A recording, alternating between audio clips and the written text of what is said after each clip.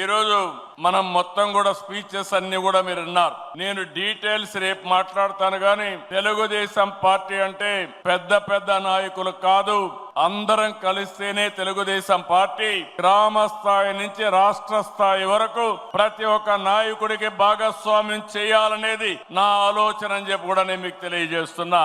ఈ రోజు మీరు చూశారు, కొంతమంది కొత్త వాళ్ళందరినీ మాట్లాడిచ్చాం, మండల పార్టీ అధ్యక్షులు మాట్లాడిచ్చాం, క్లస్టర్ ఇన్ఛార్జిని మాట్లాడిచ్చాం, అదే మరి యూనిట్ ఇన్ఛార్జిని మాట్లాడిచ్చాం, అనేక విధాలైన వ్యక్తులందరినీ మనం మాట్లాడిచ్చాం. ఇది మాట్లాడినప్పుడు నేను ఎప్పటికప్పుడు మీకు అందరికి కూడా సమాచారం అడుగుతున్నాను. మీరందరూ గుర్తుపెట్టుకోవాలి, రాబోయే రోజుల్లో అందరికీ న్యాయం జరుగుతుంది.